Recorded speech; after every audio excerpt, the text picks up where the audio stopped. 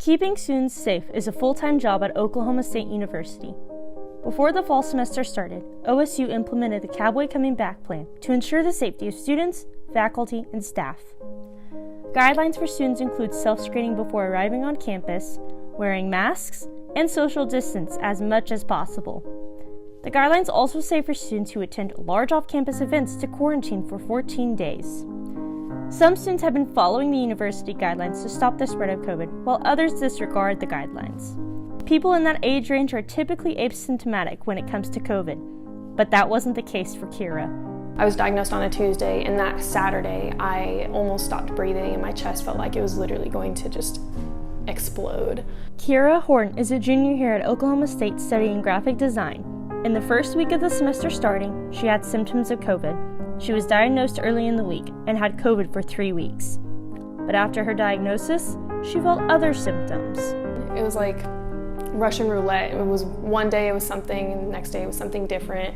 But it started off with my muscles were really sore in the mornings, and I didn't realize that was a symptom until the day I got diagnosed. Kira was doing everything right since the Stillwater had the mandated quarantine. Though the statistics of her age group having symptoms of COVID are slim, it doesn't mean that everyone fits into those numbers. To keep everyone safe from contracting COVID-19, the university has been taking extra measures to keep the community safe. Sanitation stations are all over campus, markers are placed everywhere to indicate how far 6 feet is, and classrooms have been modified for students and faculty to maintain distance between one another. But all these new additions didn't get there overnight. Ron Tarbutton is the Chief Facilities Officer at Facilities Management on campus. He's in charge of overseeing all operations at Facilities Management. Tarbutton says the pandemic response team of OSU had a survey of campus to see where signage should be placed. They went out and surveyed buildings and told us which ones should be designated as one-way entrances, which stairwells should be up or down, and that kind of thing. Tarbutton says it took 1 week to make the signs and another 3 weeks to get the first few buildings covered with signage. Not only has the university thought about signage, but they have also taken into consideration of disinfecting classrooms to take an extra precaution.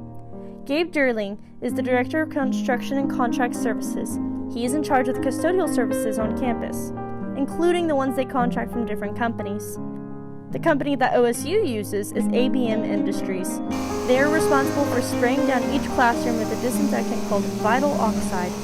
Durling says the facilities management was the first department to go down the path in the early days of the coronavirus due to high demand in cleaning supplies.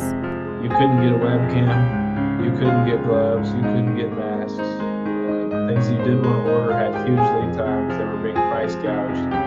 Vinyl oxide had a good reputation in hospitals. ABM employees spray down classrooms throughout the weeknights.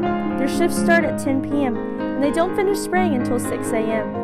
They are required to finish cleaning classrooms at 6 a.m. so that buildings may open their doors to faculty and staff at 7 a.m. It may seem easy, but with the huge spaces like the Sarantine Center with huge auditoriums and the classroom building with up to 40 classrooms, it can take up to an hour for each building. Between those who have prepared campus with signage and sanitation stations and those who continue to clean our campus, it's a full-time job at OSU to keep the community safe. With the help of students who adhere to the social distancing guidelines, they can help minimize the spread of COVID-19. Kira is thankful for her friends who recognize the seriousness of the pandemic, and there's one thing that she would say to everyone who's been following the guidelines. Keep doing what you're doing. Don't stay silent about it. If your friends or your family members are doing something that's not going to help the situation, call them out, because it's not going to change if we don't.